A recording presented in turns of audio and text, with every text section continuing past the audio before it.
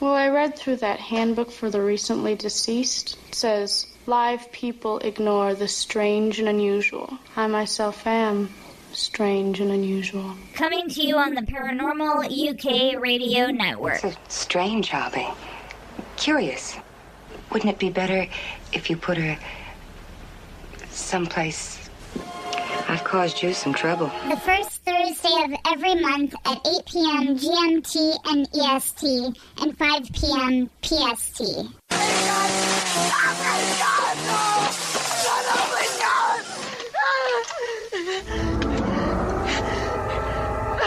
Are you mad at me? How mad at me are you? The female perspective on all things paranormal. I'll buy a cup if you buy a box of my delicious Girl Scout cookies. Do we have a deal? Are they made from real Girl Scouts? From the East Coast to the West Coast, across the pond and the world beyond. What an excellent day for an exorcism. It's time for ParaDivas. They're here. It's Thursday, December 6th, and it's time for ParaDivas. I'm Marie Samuels, and joining me as always is Marianne Donnelly. How are you tonight, Marianne?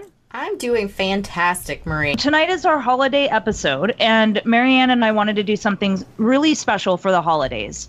So we thought that it would be a pretty brilliant idea to get our paranormal family together. And tonight we are having a Beyond the Edge radio reunion. So joining us tonight, we have the host of Beyond the Edge, Eric Altman, and then one of the hosts from the segment, The Haunted Spotlight, and also Marianne's husband, Sean Donnelly, joining us. So, fellas, say hi and welcome to ParaDivas. That's your cue, boys. Well, I was letting Eric go first. Hello, hello, hello. You know we're cueless. That's right. I don't have a cue at all. It's good to hear both of your voices. Now, Sean, I've had the pleasure to talk to you a little bit off and on, throughout the production of ParaDivas. But Eric, on the other hand, you and I haven't really spoken since Beyond the Edge. So this truly is a reunion of sorts. Yeah, it's been a little over a year. The last show we did together, I think, was in November of last year. And we talk on Facebook and Messenger from time to time. But no, this is the first time we've actually... Well, we talked one time after that on Skype, but I think this is the first radio conversation you and I have had in a long time. Yes, I haven't heard your voice in forever. Yeah, I've been hiding in the shadows. So tell us, what have you been up to? Well, not a whole lot, actually. I was diagnosed, I got sick at the end of November, and I thought it was a regular virus, like a stomach virus. Had body aches, chills, fever, nausea, the whole 9 yards that went with it. About a week went by, the virus subsided, went away, but the aches didn't. And it felt like my muscles and my joints were on fire. And I figured it was just part of the virus and it would go away. A couple weeks went by, it didn't go away. So I went to the doctor and they started running tests. Every test that they ran came back negative. They couldn't seem to figure out what the problem was. And it wasn't until April they finally sent me to a rheumatologist, and she ran some tests and they diagnosed me as having rheumatoid arthritis.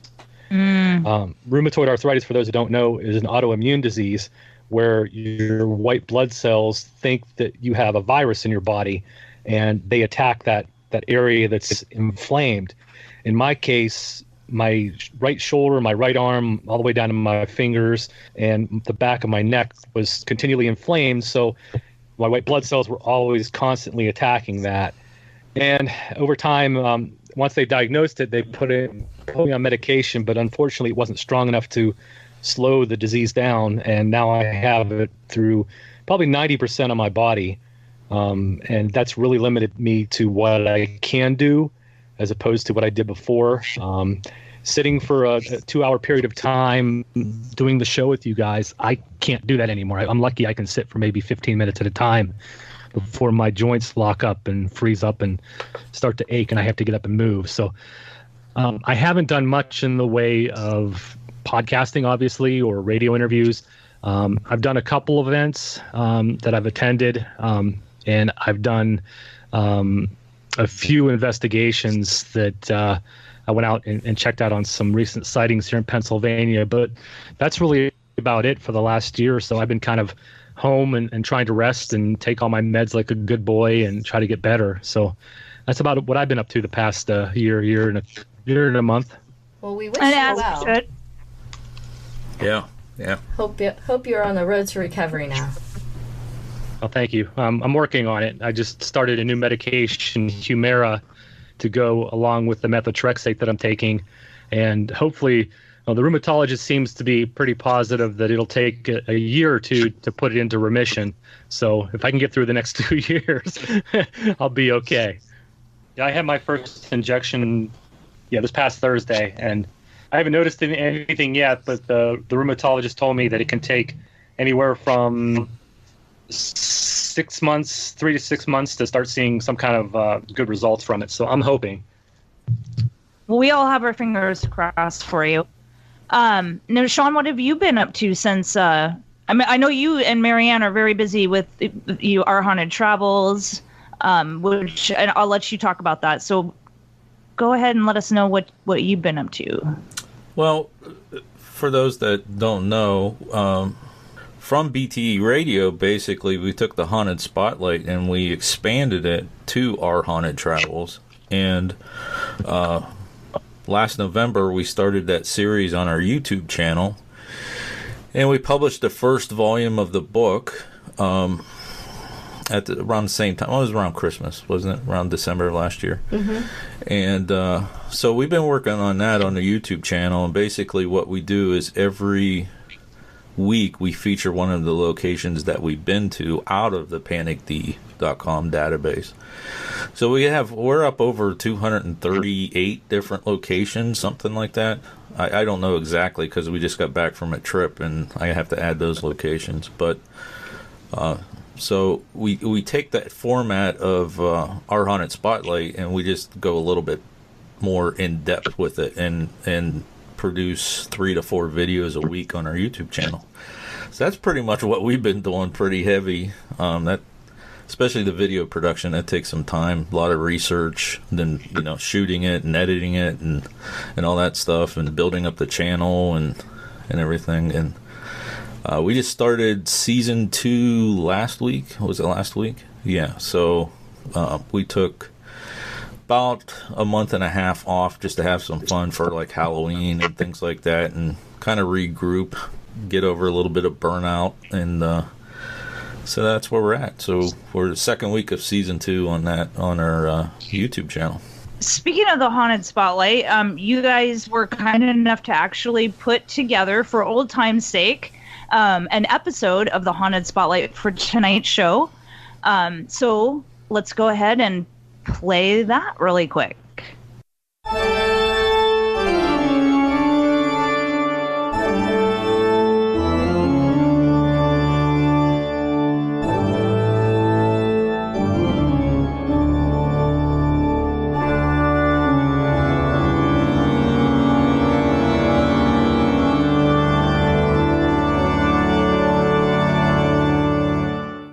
In this episode of the Haunted Spotlight, we are talking about Fort Zachary Taylor, and this is located at 601 Howard England Way in Key West, Florida. It is open to the public, and it's Panic D number 1957. So for the history and paranormal stories, I'm going to turn it on over to my partner, Marianne. She's going to clue you in. All right, thanks, Sean. So again, as Sean mentioned, today we're talking about Fort Zachary Taylor. Now, Fort Zachary Taylor is a stone fort which rises over 50 feet above the shoreline in Key West, Florida.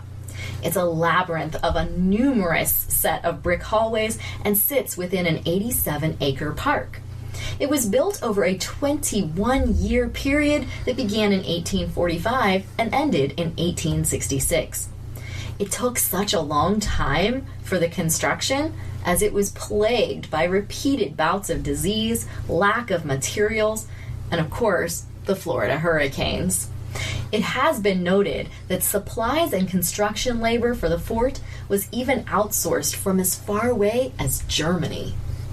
Now, it was not originally to be named Fort Zachary Taylor, but in the beginning of its construction, President Zachary Taylor died unexpectedly.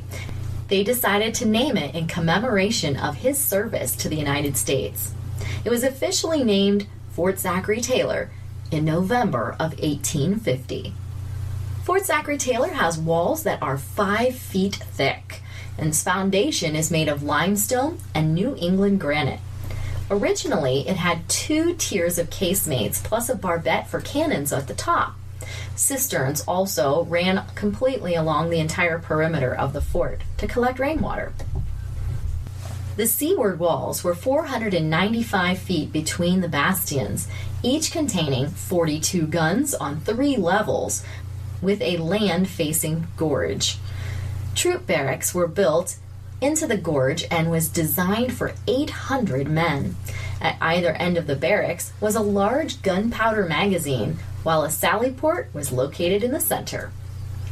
The fort served as a number of roles and was modified as necessary. And in 1898, the fort was reduced to the 2nd floor and a battery was added to the south casemate.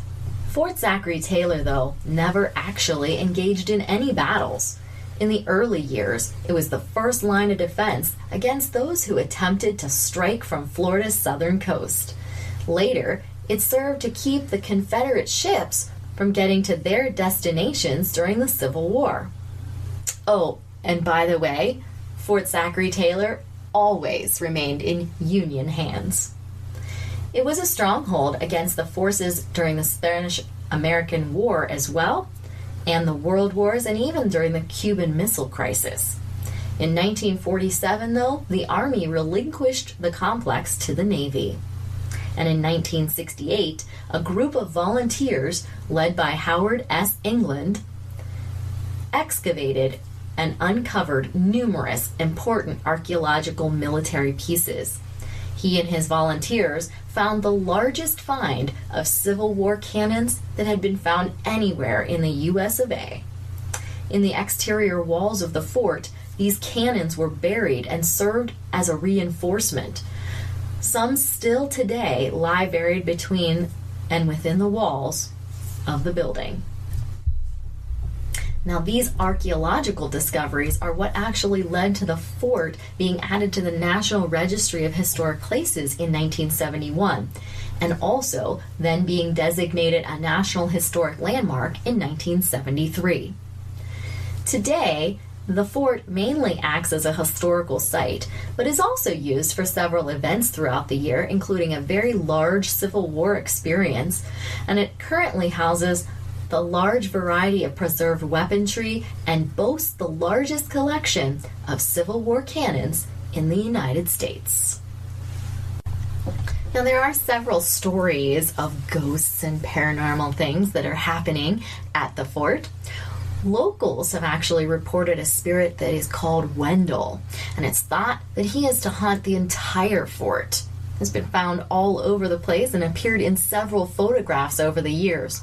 It's believed by the locals that he died of yellow fever during the Civil War.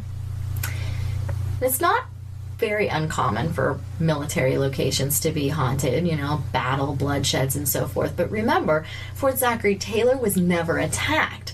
But that doesn't mean that it didn't escape many numerous deaths.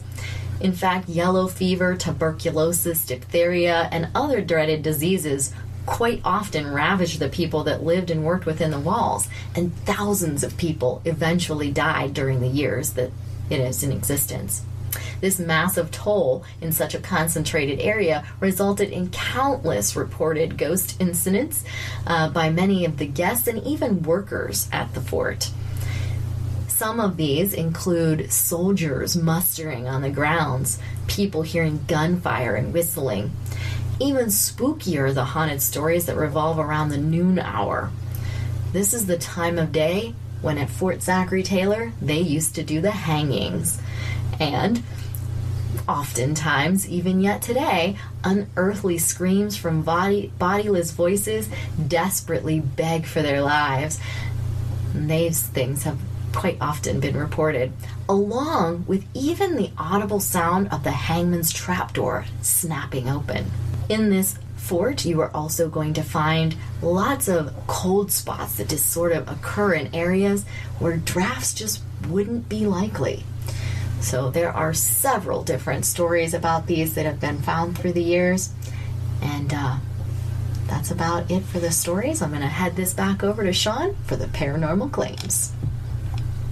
Alrighty, so this location has 5 different types of paranormal claims, but there's different ones, but we're just going to narrow it down to these 5 different types of claims. Okay, you got disembodied voices, cold spots, strange sounds, which could be the mustering or the door, hangman's door, whatever. Okay, apparition of a man appearing in photos, and orbs appearing in photographs. So that's going to wrap up this episode of the Haunted Spotlight. And if you would like to see videos associated with this particular location, you can check out our YouTube channel at youtube.com/panicdvideos. All right, that was fantastic. Just like old times. Old time I week. know, right? Old time week here on ParaDivas. So now, Crypto Sabi, did that bring back some memories? Yeah, it was fun. It's always great talking to you guys, and I always had a blast doing the show. We always had so much fun doing it. Yeah, it was great to have a little reminiscing going on. Now, you mentioned that you had done some investigations recently. Are you at liberty to spill some details on that? Well, sure. I've been working with our good friend Stan Gordon pretty closely now for... I've known Stan about 36 years now. And the last 4 or 5 years, Stan and I have really gotten the opportunity to work closely together and go out on investigations. And I had received one of the couple of the recent ones that we've done together. I received a call from Armstrong County from a gentleman who asked me if I'd be interested in seeing some photos that he captured on his game camera and talking with him about some of the strange things that are going on surrounding his house. And of course I said, yeah, I'd love to see your pictures. So he sent them to me, and I asked him if I could share them with Stan, and he said not a problem. And we looked at the pictures, and there were some interesting things in them, and also some things that we couldn't really see in the pictures. So I asked the gentleman if he'd be willing to talk with us in person, and if we could come out to his home and sit with him and sit down with him and talk with him and his wife about the weird experiences. And he agreed. And it was back in August that Stan and I took a trip up to Armstrong County to meet with him.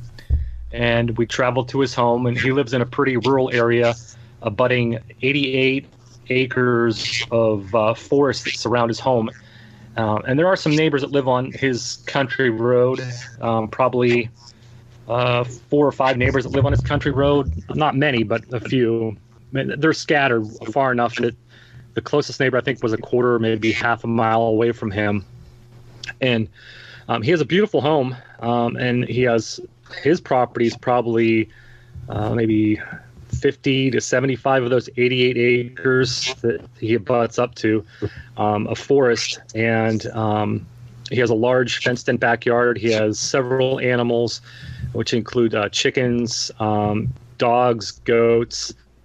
I think he even had a couple of small cattle, if I'm not mistaken, on the property. But this gentleman and his wife began experiencing things back in 2016, as he went on to tell us. And it was hunting season in November of 2016, and he was up in a tree stand, and he felt like he was being bitten up by ticks, so he decided to go back to his house from the tree stand, change clothes, and head back out into the woods.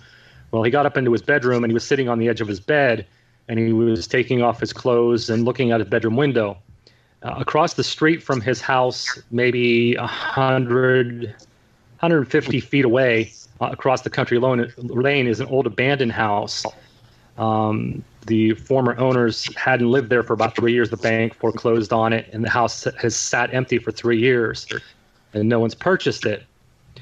So as he's sitting on his bed changing clothes, he's looking out the window, and he sees movement across the road in the yard from where he's sitting, and he's watching something moving around, and he can't really see what it is too well because there's trees that are kind of on both sides of the opening he was looking at. And this thing finally stepped out into the opening, and from what he could see, it was a large, massive-sized, tall, dark, hair-colored creature, but he could see no head on it. He could only see shoulders, arms, legs, and it was standing upright like a person would stand, and it was standing in that clearing.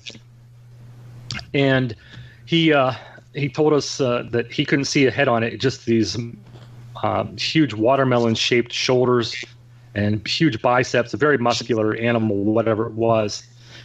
And he watched it walk into the tree line away from him, and it disappeared. And he said it completely just vanished from sight. He could no longer see it. So he jumped up off the bed and ran from room to room on the second story of the house, looking out the windows, trying to get a better look at it. And he still couldn't see it. So we went back to the bedroom and sat down on the bed again, trying to look for it. Then he finally did see it. Apparently, when it stepped into the woods, it moved sideways to the point where it blended in with the trees, where it looked like a regular tree. And then finally he could see it moving around, and it walked off into the forest and disappeared. After that point in 2016, he and his wife began to experience some very unusual phenomenon, from hearing monkey chatter that he described as gibbons, chimpanzees. His wife was hearing on certain summer nights, she would hear low guttural growls coming from the property across the road from their house, where the abandoned house was. They'd hear something rustling around in the woods surrounding their home, breaking branches, crashing through trees, brush breaking. And on numerous occasions, they would hear large branches breaking. They would snap, or almost like something was pulling them down. And we talked to both the gentleman and his wife for a good 45 minutes to an hour. And then he decided to give us a tour of the property, and they took us behind the house, and they showed us the source of some of these tree breaks and snaps that they were hearing. And these were trees, and I was really shocked. I had a holy crap moment when I saw this. These were trees that were a good 50 to 75 feet in height, with probably, I'd have to guess, maybe a 30 or 40 inch circumference around the base of the tree, about halfway up, maybe 10 to 12 feet up the tree, maybe a little higher than that. There were branches that were just snapped off. And I had thought, when I first saw these branches that were broken, and these are really big branches, I thought maybe lightning had did it or wind had done it, but there were no signs of burn marks. There were no signs of the tree being rotten. No wind damage would cause that, no storms. We had asked him the day that he had heard those branches breaking, was there a storm or was there high winds that may have caused that? And he said no. And we found probably a dozen trees in this patch of woods behind his home. And these weren't all together in a cluster. They were scattered. It's almost like something had walked through and just broke branches off of these trees. And if you see the pictures, these branches were huge, and it would take something with immense strength to break those branches and pull them down. We're not sure even if a Bigfoot did it or what did it, but there was plenty of signs of a lot of tree damage on live trees. These weren't dead or rotted or dry rotted, so we could really make no explanation as to what caused it. And then he went on to share with us the story of an encounter he had. He was back in that patch of woods cutting brush. He was back there with a pair of hedge clippers, and he was cutting brush, trimming it down, trying to clean a pathway out. And he heard something moving behind him, and he turned around, and probably about 15 to 20 feet away from him, standing in the brush, was this, as he called it, thing staring back at him. Dark face, covered in hair on the head. You could see the head and shoulders standing above bushes that were about 5 foot high, and it was standing there watching him.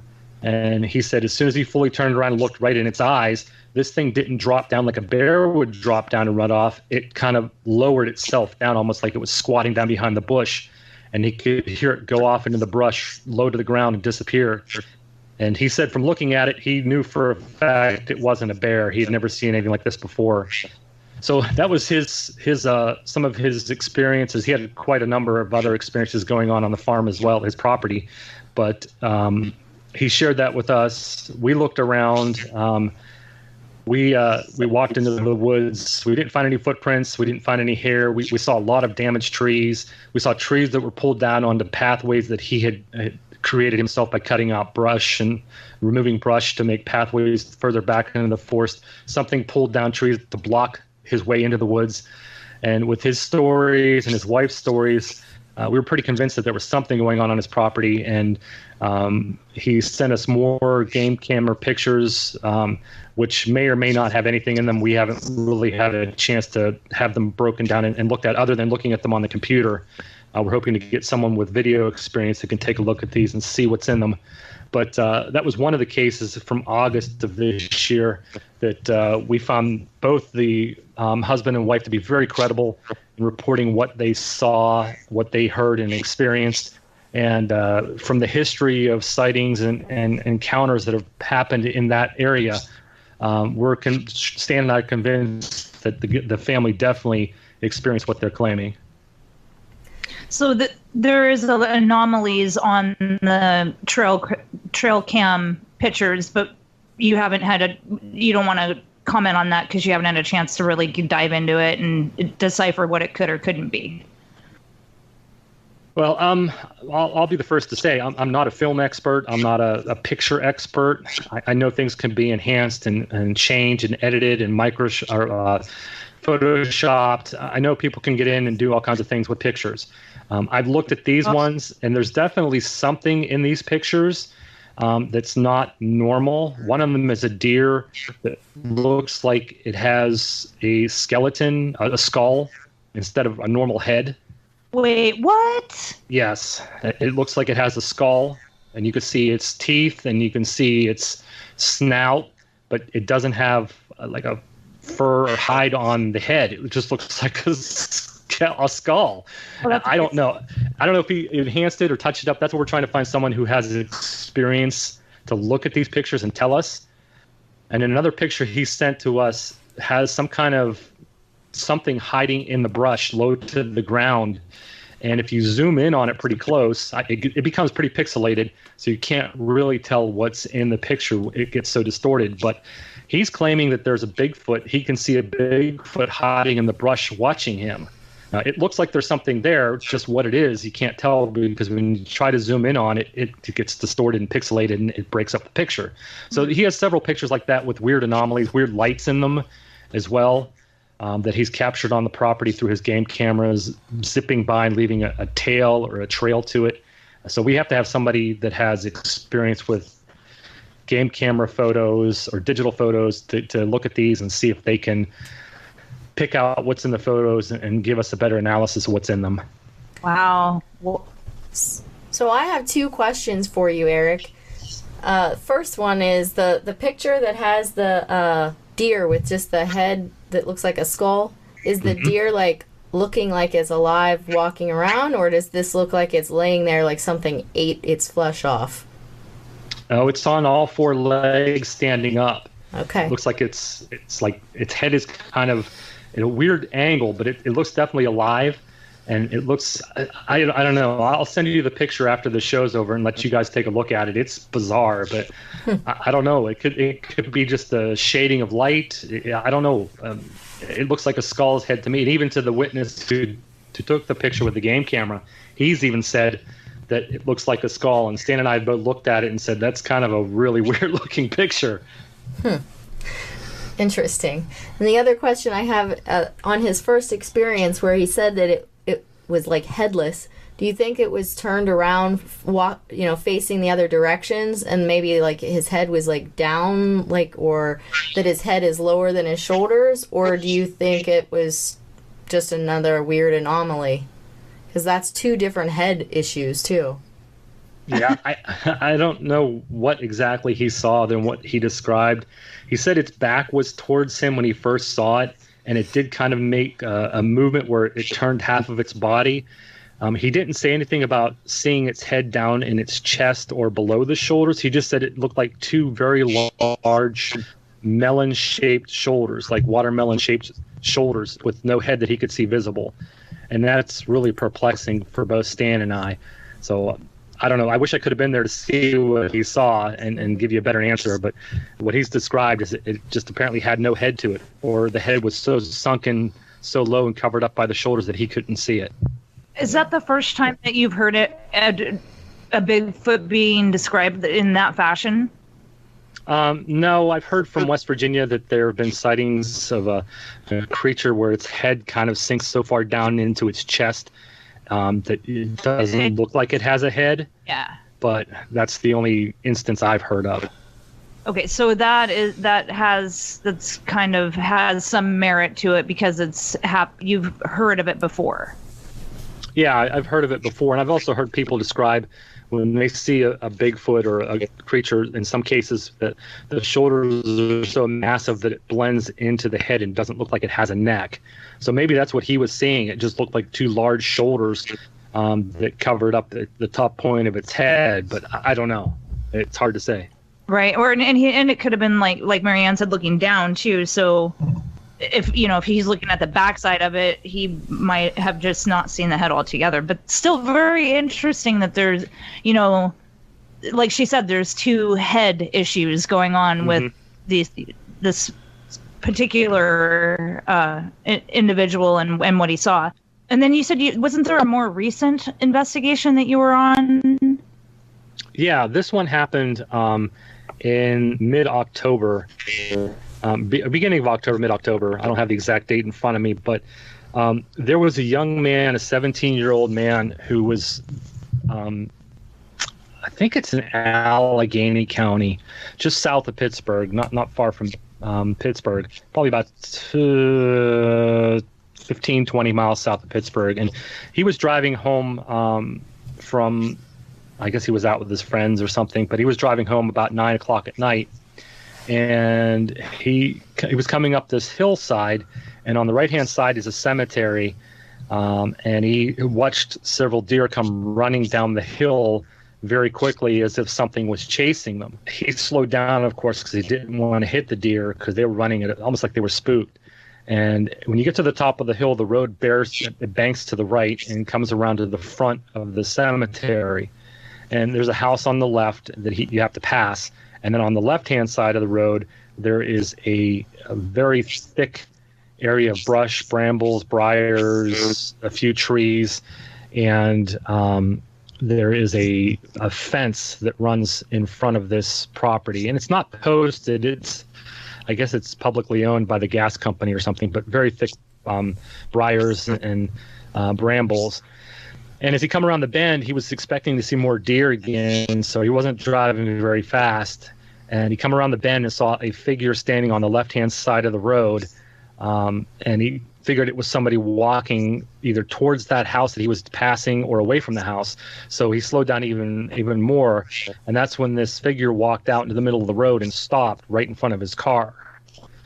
And he was literally within 5 feet of the creature, and he put his high beams on it. The creature turned and looked right at him. As he called it, it had flashlight-sized eyes that were bright red, and they weren't reflecting the high beams. They were, as he said, they were glowing on their own. This thing was covered in hair from head to toe, a dark chocolatey brown, almost a black color, and it changed colors from being black, and it became lighter in colors the further the fur went down on it. The arms were hanging down to its knees. He said when he looked at it, the thing looked evil. He felt total evil, like it was looking into his soul and wanted just to steal his soul, is what he told us. And he had his smartphone or cell phone on the front seat in the passenger seat, and he said, I got to get a picture of this. And this thing took 2 steps off the road, in the middle of the road, and started walking up the gravel road into the cemetery. So he wanted to pull his car up right behind it, put his high beams on it, and take a picture of it.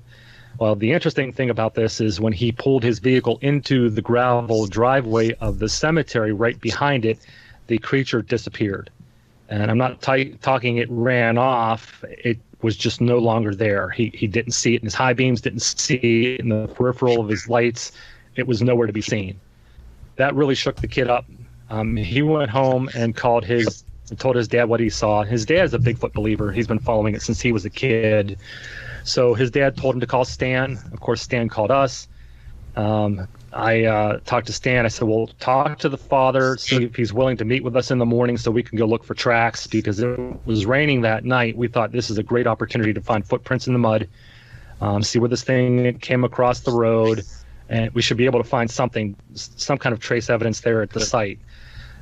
Stan got a hold of me that next morning, said the father agreed to meet us. We met him at about 11:30. They took us right to the exact location where this creature was sighted.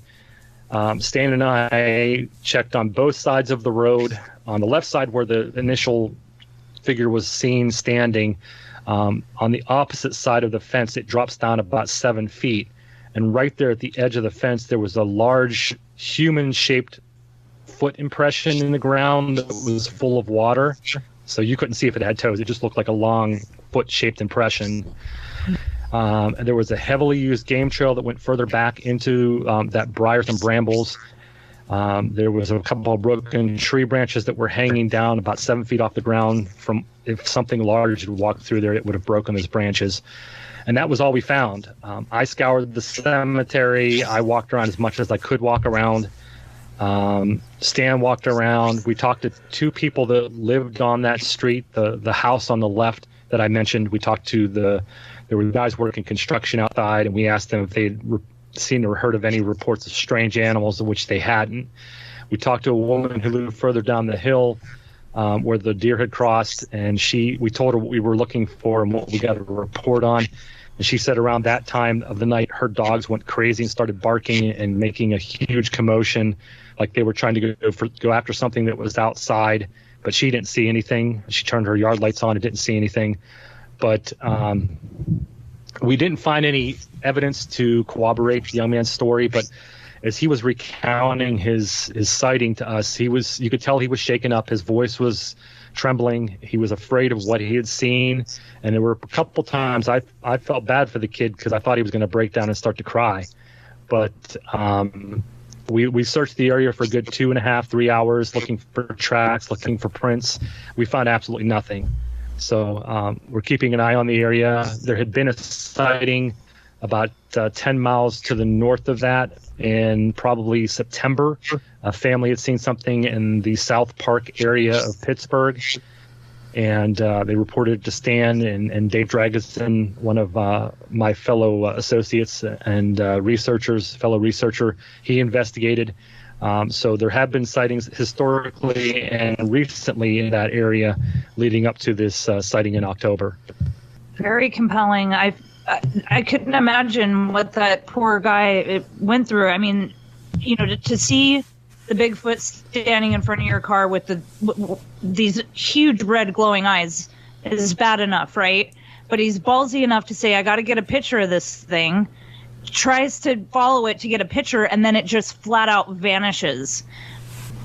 Yeah, he was pretty shaken up, and that's very compelling because we've heard of reports and people claiming how fast these creatures are, how fast they can move and run. And I thought for sure if this thing turned left or right off of the gravel road, there were huge mud pits there on both sides, muddy areas on both sides of the gravel road. I thought for sure there'd be tracks, and there was nothing. We found plenty of sign of deer tracks and deer droppings, but there were no sign of any kind of even footprints, boot prints, shoe prints, nothing. Right. So, except the one on the left side that may or may not have been a footprint. We don't know. Right. So there's a lot of people who are under the impression that maybe we don't really see Bigfoot that much and things like that because when they do see them, they move to another dimension. What's your impression of that? And do you think that maybe that's what's happened here is why he disappeared and there were no tracks left or right? I honestly don't know. You're right. There are people that do subscribe to that possibility that Bigfoot is interdimensional and can move between worlds and dimensions, and that would explain why the tracks suddenly disappear. People find them in the snow and they just end, or tracks in the mud end, or in our case, where the witness saw the Bigfoot and literally turned in right behind it as it was walking up the gravel road, and it just disappeared. We have no idea. It's a possibility that we have to entertain, although I don't think we can find any physical proof or evidence to support that at this point, unless the witness saw it just walk into a wormhole or vanish in a flash of light. But he didn't say that, so I don't know at this point where it went, what it did, if it went into another dimension. I don't know. It was there 1 second, and then when he turned, it was gone, and it makes no sense as to where it went. Well, what's your opinion on that ideal? Like, do you think that they are interdimensional, or do you not subscribe to that? I'm kind of on the fence about it, because it appears to be a terrestrial creature if it does indeed exist, because it's leaving tracks and it's leaving hairs occasionally, very rarely, but it does leave hairs occasionally, and it seems to leave physical evidence behind, usually if it's sighted. But then there's these cases, like I said, where people watch them just vanish, footprints vanish. I don't know. I'm not familiar enough with interdimensional travel to really say if I subscribe to it or not. I guess it's not out of the realm of possibility, but until we know more about other dimensions and the viability of being able to travel from dimension to dimension, if it's even possible, I don't think anybody will ever know. All right. They've proven that there are alternate dimensions, though, right? Yeah, last I had heard, the count was 12 existing parallel dimensions to ours, but I don't know if they've come up with a way of being able to move from dimension to dimension, or something moving from another dimension to ours. There's a lot of speculation, a lot of talk on it. And there's also talk about the theory of quantum physics. Mm-hmm. And quantum physics is the ability for atoms and to disappear from one location and reappear in another location. Again, I'm not a scientist. I don't know the exact terminology that's used to describe it, but that's the general summary, is that atoms are able to move from one location, disappear, and reappear in another location. And there are researchers coming forward now who are saying that maybe that's what Bigfoot does, is has the ability to use quantum physics to move from one plane of existence to another plane of existence back to our plane of existence. So I don't know. I don't know if it's possible. I don't know. It's really complex and really perplexing. It's a good way to say it. I don't know much about alternate realities either, or other dimensions. I don't know how they can even decipher that they actually exist. I haven't really done much research into that. What about you, Marianne? No, not at all. I'm more of a physical evidence type of person at this point, so I have not researched into any of the other. Yeah. It's a lot to wrap your head around, and I mean, just the idea of it, and then to actually dive into it and get into the nuts and bolts, for lack of a better description. It's probably, this is overwhelming for like the average layman, like us, which is probably why we haven't gone down that road. But at this point in the game, it might be worth looking into how that all works, and at least trying to get some sort of concept, idea of the concept. Yeah, it's a good idea, I think, for researchers to start looking into that avenue and see what all's entailed with it. Like I said, I'm not scientifically oriented in my background. I don't know what all is entailed with quantum physics and how it can relate to living organisms and something larger than an atom. I really don't know how that all changes and how it can affect light to make it look like it's moving from one place to another. There's something, it's happening, and it is a real thing, but I don't know if it's actually possible to be done by an animal that weighs 1,000 to 1,500 pounds. It just baffles the mind. Indeed.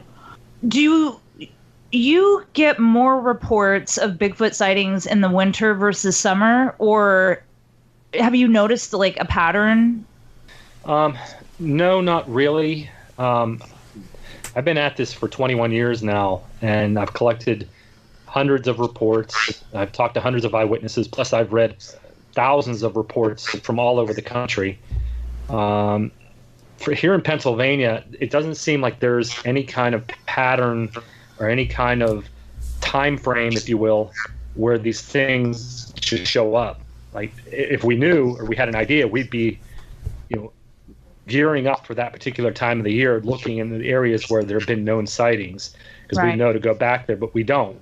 These things are such random occurrences. We don't know when they're going to show up. Like this most recent one in October, we had no idea that this thing was going to be seen in that area at that time. We seem to get them sporadically throughout the spring, summer, and fall months, and the sightings tend to die down during the winter months. Now, my thinking is the reason the sightings die down and they're not reported year-round is because there are less people out in the woods, out doing recreational stuff, hunting, camping, fishing, hiking, during the winter months. I mean, sure, there's some hunting that goes on by hunters in November, early December, but after that, there's a few hunters that go out there and brave the cold and the snow, and there's not the thousands upon thousands, if not millions of people out there who are enjoying our natural forest by camping, fishing, hunting, that sort of thing. Yeah, that makes complete sense. It makes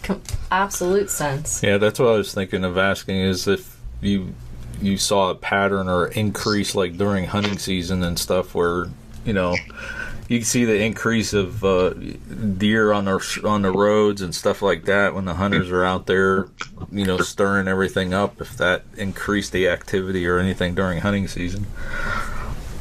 Surprisingly, it doesn't. It's very rare that we get reports from hunters that have claimed they've had a sighting. We get them, but they're not as abundant as you would think. We don't get a ton of reports from hunters, especially in the fall. You would think there's a lot of hunters out in the woods, but I guess it's maybe they're either fear of ridicule or they don't believe what they saw or haven't come to terms with it. There's obviously a reason, but then 20, 30 years from now, we may hear from that hunter who had a sighting this year, who finally gathered up enough courage to come forward and say, I did see something when I was out deer hunting and this is what it was. But surprisingly, with all the hunters in the woods for that during archery season and rifle season, you would expect an upturn in sightings, but it just doesn't seem that way. But that Bigfoot, he is the biggest mystery probably in the paranormal. It's so unpredictable. There's no pattern, like you said. There's no. And the fact that he's vanishing and we haven't found an actual, a corpse. You would think if it's a living creature that is here in this plane, in this dimension, we would had eventually come across a corpse of one, and that, or even a skeleton, or a bit of a skeleton. But none of that's happened, which leads me to lean more towards the interdimensional theory, although I wouldn't say I'm putting all my chips into that theory, because I already said I don't really understand the parallel dimension business, so I'd want to do a lot more research on that before I said definitively that's what I'm going with. But it just, the more stories I hear, the more it makes sense, if that makes sense. Yeah, it does. One thing I've learned as long as I've been doing this is there is no constant with this subject. Something's always changing. You're always finding out something new. And just when you think you're about to find the answers to something, the questions change.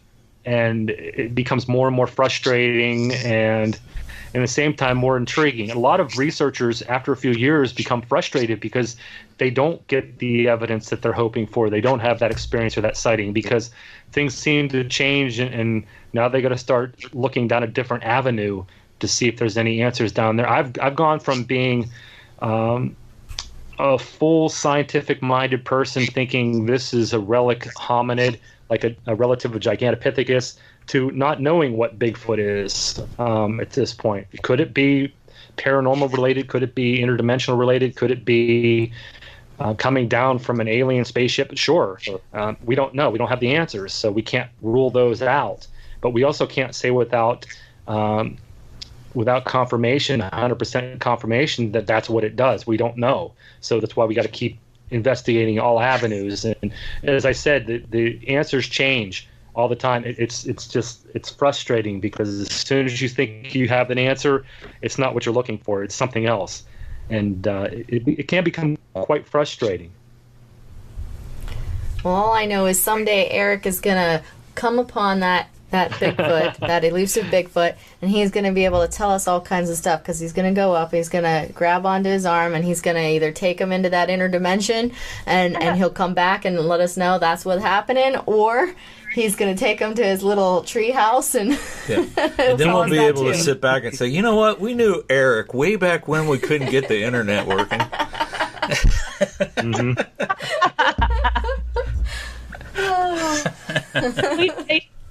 Bigfoot does go interdimensionally. Maybe he has the ability to mess with internet connections and things of that sort as well. Hey, they're talking about me.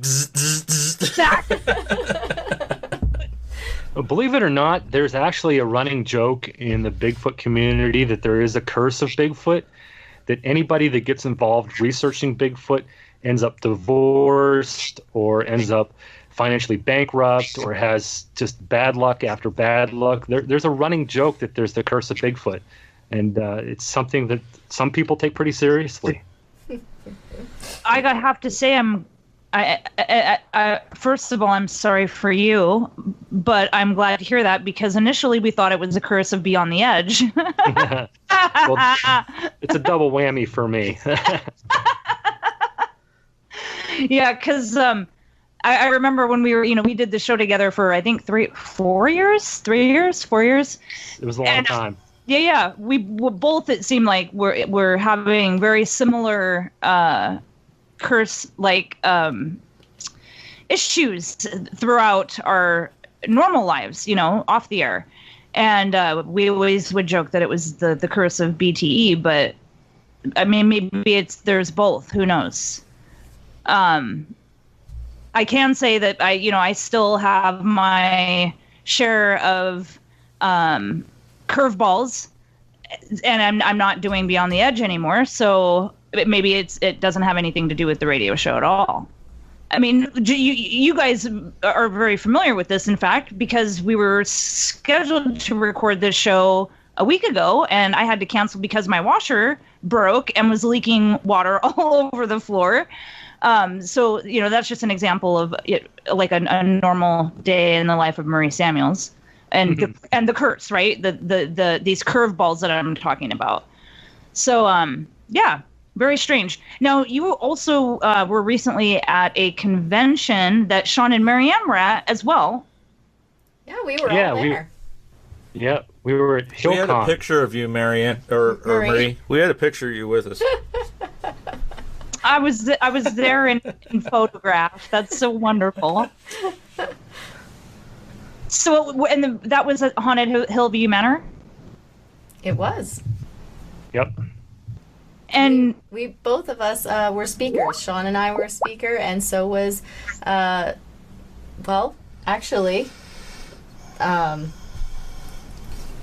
Eric and Stan. Yeah. Stan was there as a speaker as well. Actually, all of us were in the same room. Yeah, we were. Yeah. So what is HillCon? You want me to answer that? I can answer that. Yeah, go ahead. Basically, it's a paranormal related convention that they put on annually at Hillview Manor, and the cool part about it is they have different fields. You know, you have people that come and talk about UFO reports and Bigfoot reports, cryptozoology, hauntings, the whole gamut. And they have like a mini psychic fair, and then they have like just regular normal vendors there as well, kind of like a craft show. But the neat thing about it is they put us in the rooms throughout the building. And then, like, during the day, they have speakers in the chapel, which is very active. And then at night, once they wrap everything up, they do a paranormal investigation at night. And they invite the public to come in. They have things for the kids, I do believe. They have some people that come that have, like, a ecto car that they did, looks like Ecto One. You know, it's just like a big day to kind of celebrate paranormal and stuff related to that at a haunted location. So it's actually pretty cool. It sounds really cool. What did you speak about? Our talk was on paranormal investigating while traveling, which is kind of like what we do. You know, just how you can, because if you do what we do, it gets expensive, especially if you're renting places and things like that to go out and do investigations, or if you travel, and how to, deal with TSA and get your equipment through without being, taken to one of those little rooms and patted down. What's this thing, sir? That kind of stuff. But how we actually use day tours, a lot of free tours when we're in areas that we're not familiar with, how to do a little bit of research to find haunted locations or historical locations that have paranormal claims, that kind of thing. That's what our talk's about. And that's actually the second time we did it. We did it at another fair in springtime. Yes. And people seem to kind of like enjoy that because it's like, oh, wow, really? Like when we were in Springfield, we were at Abraham Lincoln's house, which has paranormal claims, and we just did a little bit. Uh-oh. Did something happen? No. Okay, go ahead. We did a little bit of research while we were there, and the tour was free, I think, for that one. It was. Yeah, so just how to do those kind of things. That's what our talk's about. And Eric? Yeah, sorry, I was sending you guys pictures of those tree breaks. Oh, that's what that was that popped up. Yeah. Oh, there we go. Okay. And you can actually see the deer with the skeleton face or skeleton head. I sent that one too. Yeah, that's what it was when Sean goes, oh. Uh-oh. Yeah. So you can see some of the tree breaks I was talking about, and the game camera picture of the deer that looks like it has a skull instead of a head.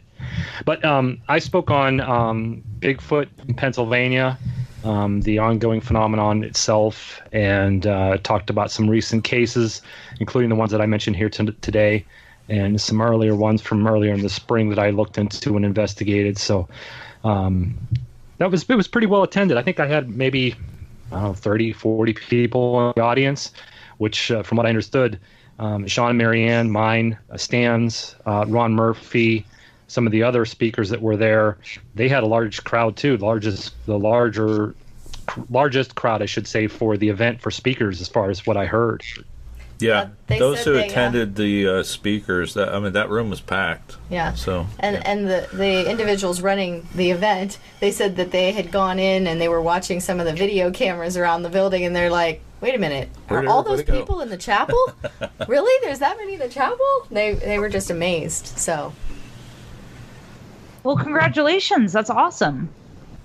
Yeah, and it was really nice. We got all four of us, Stan and Eric and Sean and I, we were all in the same room in Hillview. And so we got to sit around and talk throughout the day. And yeah, we got to take some of our items from haunted locations, too, and set them up, and people came and looked at them and things like that. And Eric had some of his Bigfoot prints out that people got to come and take a look at. It was cool. What were some of the items that you brought? I don't know the exact items we took, but we got items like, the recent one we got is a piece of the gallows from the conspirators that for the Lincoln assassination. We didn't take that because we hadn't been to that location. So we had pieces from the Stanley Hotel. We had pieces from the Lizzie Borden house. Englewood Post Office. I had taken some seed pods from the trees out there. Where the murder castle was. Yes. Yes. So things Stuff like that. And then did you guys participate in the investigation that night? We were going to. We actually booked that we were going to do that. But, as Eric mentioned in real life with, we all got health issues.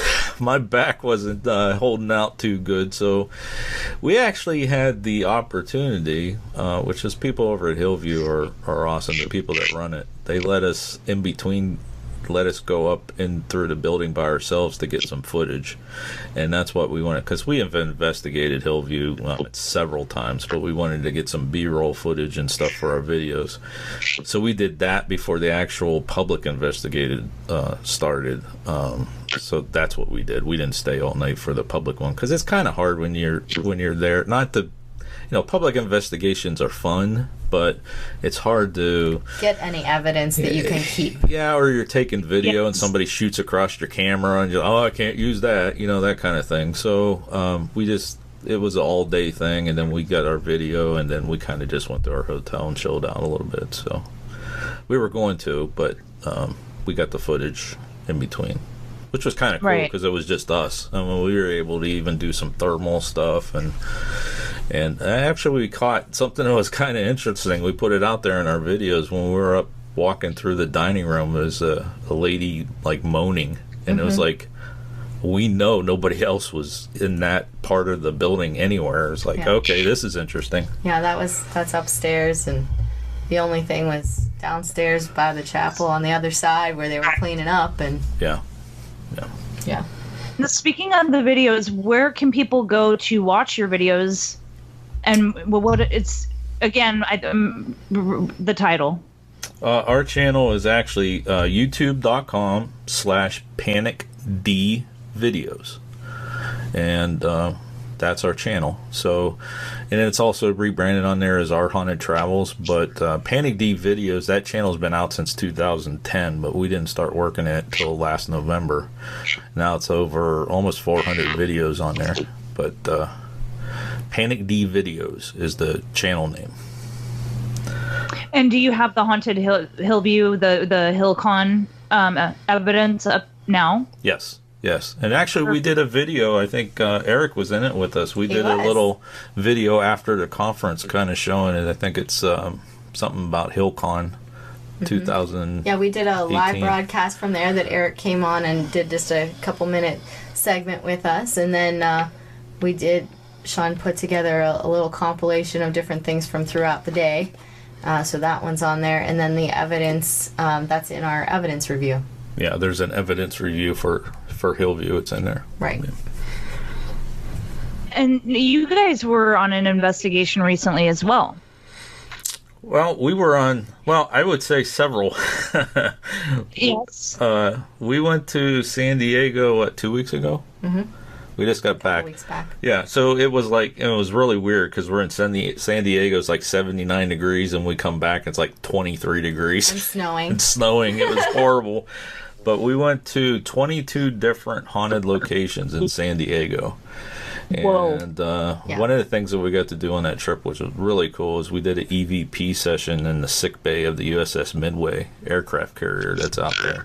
Mm-hmm. So those are the kind of things we get to do it. They're not full-blown investigations unless we get the opportunity to rent out the place and it's just us, but we just go in real quick, try to do an EVP session or get video photographs, that kind of thing, and move on. So within that week span, with Marianne being at her conference too and other things going on at night or off times, we hit those different locations. So right, and some of them aren't even open to the public, so we just kind of got to go visit the outsides of the buildings, that kind of thing, look around around, check out the windows, look and see if anything was going on. And some of them aren't open to the public ever. And then there's some that one are of the open locations to is the public actually out of only business and sometime. closed, but there are reports that restaurant. Yeah. So, so that's what we did a couple of weeks ago. So we'll be able to add all those to the database and do videos on them. And then this past summer, we spent a week in Gettysburg again too, and went around and got footage and all that kind of stuff. So yeah, our haunted travels. That's right. Well, and I imagine that you did not walk away without any evidence from Gettysburg. Oh, goodness, no. Yeah. Always get something in Gettysburg. Yeah. We got stuff at the Farnsworth. Actually, that was last week we put all that stuff out. The Farnsworth House ones, yeah. Yeah, we did a little bit of investigation down in the area they call the Grove. Haven't actually gone over that stuff yet, but I'm sure we got some stuff down in there. And yeah, just all kinds of stuff. We have everything stored on a hard drive. We just haven't had time to go through everything yet, but we always find something. Yeah. We'll see if we got anything at the Whaley House while we were in San Diego. They don't allow you to do any video footage or audio footage, but I don't know. My finger may have slipped on my camera a couple times. Hit the wrong button. Know. I may have taken, instead of a still, I may have accidentally hit the record button a couple times. I don't know. We'll see. It happens sometimes that those accidental pushes of the buttons. Yeah, it's amazing. They're so close together. They are. It's like red or white. Which one do you want to hit? Or, I mean, everybody's gotten butt dialed, right? Yeah. Exactly. Yeah. You just call it like a butt recording. Yeah. Mm-hmm. Yeah, especially since it's on. Especially since it's on the other side of the country, it's like, when we're gonna get back there? Yeah. But I just wish that I had accidentally pushed the wrong button before I walked into this one room where they actually had a docent in there and was telling us all kind of cool stuff. I wish I would have accidentally hit it before I walked into that room, but Yeah. Oh well. Such is life. Right. So, speaking of events where all three of you are attending, I think there is an event coming up in the end of May that Eric is putting on, and I think you guys are going to be guests at. Mm-hmm. We'll be there with him. Eric. Yes. So, I've seen posts on Facebook that the PA Bigfoot camping adventure is back. Yes. I'm a glutton for punishment. Whatever, you had so much fun the last time you did it. Was it 2017? It was 2017. At the Woodstock of Pennsylvania, where it rained the whole time. And it rained, and it rained, and then the next day it rained and rained. Yeah, it was like a monsoon just came through. And I felt bad for Sean and Marianne. They were all getting all set up to do their pictures with Bigfoot, and it started raining, and they were like, we can't keep the equipment out in the rain, so we're going to head back to the hotel. So we went to a haunted hotel instead. We stayed at a haunted bed and breakfast. It's all good. We got to do both. Yeah. We got to do a little bit of visiting with you. We got to go and look around at the things at the camping adventure, and then we got to go and hang out in a haunted hotel. It was fine. We got a twofer. But yeah, we're hoping this year, and I've moved the dates. It's at the I moved the dates to the end of May, beginning of June, in hopes that it rained enough in 2018 that we don't need any more rain. So we're hoping that the new dates will be warmer and rain-free, and we're hoping to draw as big, if not bigger, a crowd this year. And we've got a phenomenal lineup of guest speakers. We have a special guest coming in, like Sean and Marianne from Panic D and our Haunted Travels. They're going to be there again. We've got guest celebrities coming in. We've got food trucks. We've got live music. We've got vendors. We've got nighttime hikes, daytime speakers, workshops. We're going to be showing Bigfoot movies at night. There'll be games for the kids to play, charity auction, and all of it's done for 3 local charities in the Fayette County area. So it's a pretty cool event. Right now, we're getting close to, maybe just a little under halfway sold out, and the event is in 6 months. So it'd be a great time, especially with Christmas coming up, for people to get tickets for it. But let me run down the real quick the list of guest speakers for the event, and then we'll talk about some of the special guests and guest celebrities. And it's I'm really honored and thrilled that all these people have agreed to come together for this event to help raise money for these charities. Starting off the guest speakers list is our good buddy Jay Bachochin, and his son Blake will be there. They're doing a father and son presentation together, and so we're so excited. It's the first of its kind that I'm aware of a father and son doing a Bigfoot presentation together. Returning, we got Stan Gordon. New this year, Dr. Paul G. Johnson, who is a chemistry professor at Duquesne University in Pittsburgh. Paranormal researcher and Bigfoot cryptid researcher Rick Fisher will be there. From the Society of the Supernatural, Dave Spinks, David Weatherly, and Rosemary Ellen Guiley. All 3 will be returning again this year. Filmmaker from Small Town Monsters, Seth Breedlove, will be there. And he'll be talking on the film that he actually was filming when he was at the event the last time, Invasion on Chestnut Ridge. Pennsylvania native and author, crypto researcher Ron Murphy will be there. Our buddy Brian Parsons will be there. Steve, the Squatch Detective Calls, will be there. And rounding out the speaker list is David Dragazin. So we have an amazing lineup of 12 speakers over the 2 days, Saturday and Sunday. Are you going to speak? No. I've got too much. MC? Well, I kind of do guest emceeing and running around and making sure everybody's okay and putting out any fires that might happen. There's a lot to do with events like that. Sean and Marianne can tell you from experience. There's a lot that can go wrong and a lot that you have to keep under control. So there's never anything to do when you put on an event. Actually, this is the end of a weekend of an event we just did. Yes. Yeah. So you have some special guests and things coming out too. Yeah, there's a whole lineup of special guests that'll be there. Doing a workshop this year will be the Ohio Night Stalkers, Mike Feltner and Mike Miller. They were seen on the Destination America program called Terror in the Woods. They'll be talking about how to properly record audio sounds at night and what kind of equipment to use. And one of the youngest cryptozoologists in the field today, Colin Snyder, will be also presenting a workshop as well.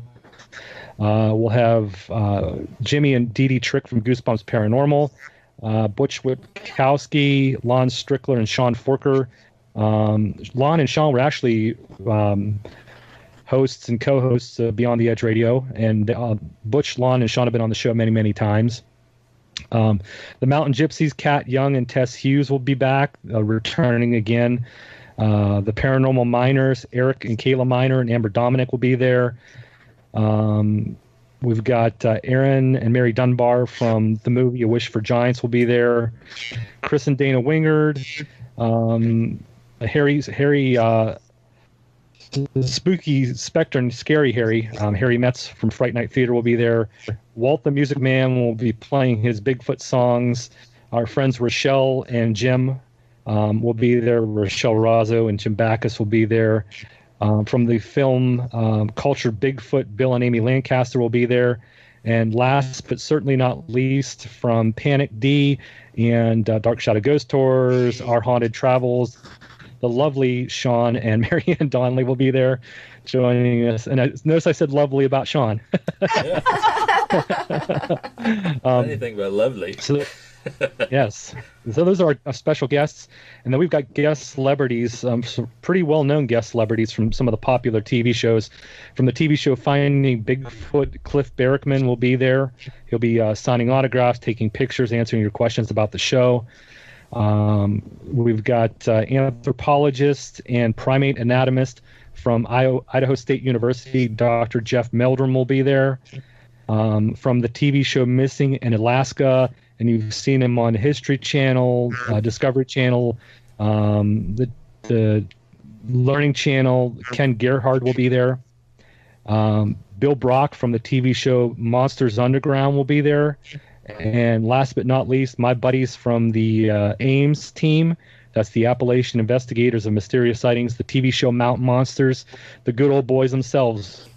Buck, Huckleberry, Wild Bill, Willie, and Jeff will be coming back to the event to meet and greet fans, sign autographs, and hang out for the weekend. That is fantastic. That sounds so fantastic. So I have to ask, have you gotten any insight on the show, Mountain Monsters, and if it's going to return? Yes, I have. I talk to Huckleberry and to Jeff quite frequently. I know what's going on with the show, but I cannot say. They left us on such a cliffhanger, and then they just disappeared, and it hasn't come back. And I'm like, okay, come on, you can't do this to me. You just can't. Oh, I got you hooked on the show, and I apologize for that. But yeah. But I will say that just have to keep watching their Facebook page and social media to see if and when the show will be returning. I haven't given up hope, I'll tell you that, and I know exactly where we left off with the Lady in the Woods. So there's a lot of fans of that show. I was really, really surprised at the outpouring of support from fans and people who want to see the show come back, constantly asking, when's the show coming back? When will it be back on the air? So on and on and on. And of course, the guys can't answer anything. They don't have any answers. They're in the dark too. So you just have to wait and see. I like I said, I know what's going on because I talk with Huckleberry and Jeff pretty frequently. But I can't say for sure if it is or isn't. And can you give us an update on Trapper and how he's doing health-wise? Trapper is starting to get around a little better. He's using a walker to get around. He was out and about a couple weeks ago during Election Day. He made it to the voting poll, but I haven't heard much from Trapper other than he pops me a little note of hello once in a while on social media. We chit-chat for a few minutes, and then he's back to doing what he does. But from what I understand, he's starting to feel better and turn the corner. Good. Glad to hear that. And your special guest or your celebrity guest lineup sounds fantastic. This would be the first year that Cliff is going to be there, I think.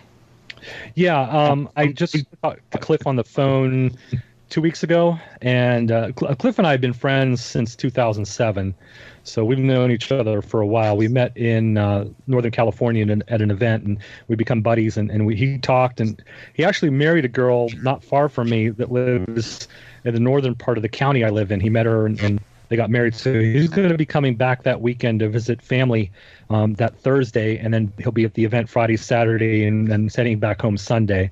So yeah, he's excited to be here. I'm excited to have him here. I tried my best to get Bobo to come down and join him, but Bobo just never got back to me. He must be really busy doing with what he's doing. Yeah, but still, I mean, you got Cliff, so yeah.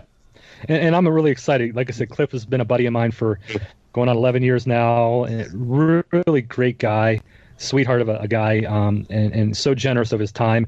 He heard about the charity event. And he said, sign me up. I'll come down and hang out with you guys for the weekend. And people can come down and talk with him one-on-one, spend some quality time with him, get an autograph, get a picture, and hang out with Cliff from Finding Bigfoot. Now, and you talk about the rain in the last one in 2017, and apparently it was pretty much nonstop the whole weekend. But with that being said, I don't know that I've heard so many great reviews of an event than I had of your last PA Bigfoot camping adventure. In spite of the rain, everybody was raving about what a wonderful time they had, how well it was put together. The speakers were fantastic. It, a great menagerie of topics covered, not, mostly focused on Bigfoot, but you still had your little offshoots for the people that are not solely focused on Bigfoot. And so what I'm trying to get at is, if these people had such a great time and such miserable weather conditions, I can't imagine what it would be like sunny. You know what I mean? Well, the first year we did it, we only had maybe 6 speakers. We had it for one day only, and we had Trapper as our special guest celebrity. And it rained that Friday, but it was beautiful that Saturday. It was sunny, and we had about 350 people come out for it. Last year, 2017, as we all know, it rained from Friday evening and didn't stop until I think later that week, and it was horrible. But we still had 300 plus people show up for the event, and they endured the rain. I think by Saturday evening, most of the vendors bailed because their tents were getting blown over, and the ground was getting like a sponge. It was just muddy and swampy, and everybody stayed as long as they could stay. And there were a lot of excited faces. We even did a kind of a Make-A-Wish for a young man with a terminal illness that his mother wrote and said he wants to come to the event. He's a big time believer in Bigfoot. Unfortunately, he has a disease that won't let him live till he's like 12 or 13. And he really wants to meet the Mountain Monster guys. So we set up a whole day for him to come out and hang out with the Mountain Monster guys. We gave him a gift basket of all kinds of neat Bigfoot trinkets. And he had a great day and had such a huge smile on his face at the event. It was great to have him and his parents out. And everybody did. Everybody had a fun time. And I think the reason everybody had a good time is because there was no drama. No one with egos there. No one there with any kind of goal-oriented mindset. They've got to have it their way. Or everybody was just there to have a fun time, to learn about Bigfoot, to hear some great speakers, to meet some great celebrity guests and special guests that were on hand, to hang out, to go out in the woods at night to look for Bigfoot. Everybody got along, and that's another reason why I wanted to do this one in 2018 is because we've become like a family, so to speak. Sean and Marianne were there. They can tell you about 2017 and the turnout and how everybody had a great time despite the weather. And that's why we're doing this one again, is the overwhelming support and calls for me to do another one. And I figured, we raised some money for the charities last time. Let's see if we can outdo ourselves, make it a bigger, better event. More guests, more speakers, more special guest celebrities, the whole 9 yards. And hopefully everybody will enjoy themselves at this year. I think it would be a really excellent Christmas gift, too, for those out there listening that are struggling to find, something for their Bigfoot hunting spouse or brother or cousin. So if someone wanted to get tickets, where would they go? Well, they go to the website, PABigfootCampingAdventure.com. I know it's long, but it's the best way to remember it. PABigfootCampingAdventure.com, and right on the top banner you'll see where it says home, and right next to it says tickets. You click on that, follow the instructions on the ticket page. It takes you to a Ticket Leap ticket ordering page. You can purchase your tickets. Right now we have about 150 discounted tickets remaining for the event. After those, well, I shouldn't say 150. I should say less than 100. Discounted tickets remain.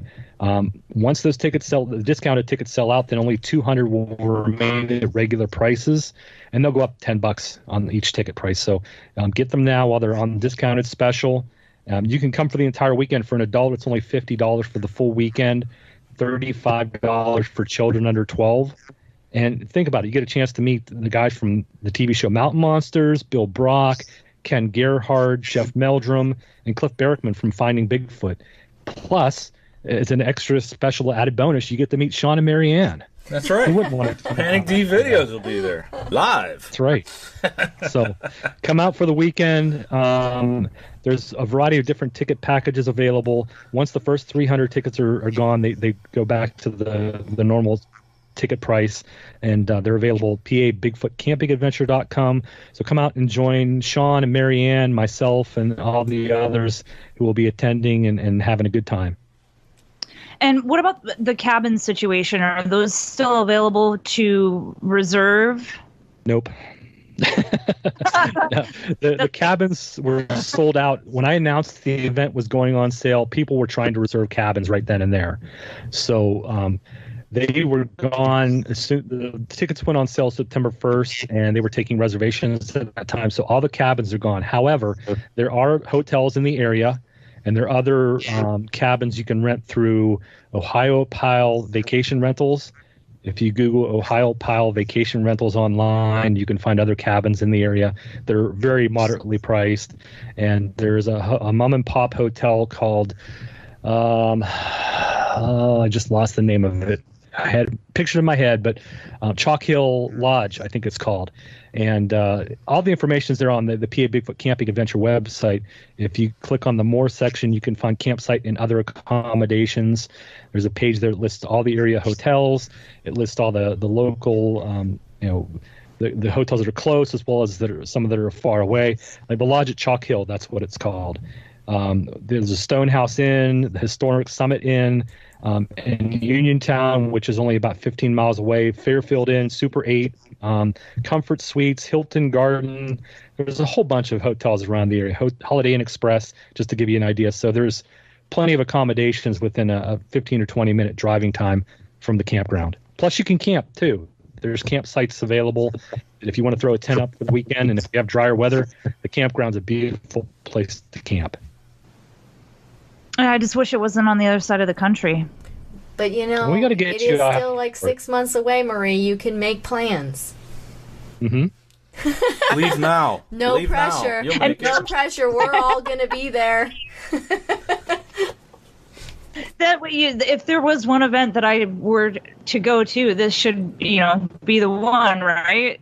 Like, that's right. Yeah, we'll see what I can come up with. I almost made it in 2017. And ask Eric. It was close. I almost did. Mm-hmm.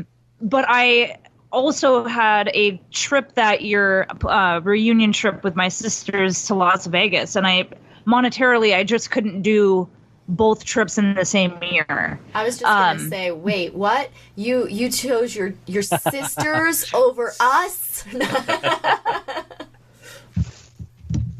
Well, only because I had not seen one of them in like 15 years. So, I had to kind of, this is kind of trump the paranormal family, real family, just by a hair, and a Bigfoot hair, and so I did have a good time in Vegas, but I was not able to attend the 2017 one. So, I'll have to see what I can make happen. What's that saying? When you put your mind to it, right? You make things happen. That's right. Once you put your mind to it, so that's all I got to do. You can always hop on the back of Toki and ride Toki cross country. Oh yeah, that'd be something, wouldn't it? It would take me 6 months to get there. I'd have to leave today. You could stop along the way at all the haunted places you've always wanted to see. Yeah, traveling across the country, haunted travels on your dog's back. There you go. Toki's about the size of Woody, Eric. Oh. I think Woody might even be bigger than Toki. I'll get both your dogs then. I have him pull me like on a sled, like the Iditarod. Yeah, there you go. Toki and Kato can just pull me along. There you go. You're all set. Or you can ship me your dogs. Then I'll have, 4 ships? Yeah. Yep. And then you could have a little dog sled, and you could be here by May. So we'll see you at the event. Yeah. Camping my whole way across. That would actually be kind of fun. Too bad I couldn't really do it. Real just life. Don't get into any cars that are blue Volkswagen Beetles. Just stay away from them. Or white ones. Or white ones. That's it. Yep. Yeah. We know about those. Yep. It's a Ted Bundy joke. It is yes. Yeah, For those out there that aren't familiar, Ted Bundy, he had a white beetle and a blue beetle. When he got caught, he was in a stolen beetle, and I think that's the blue one. Yeah.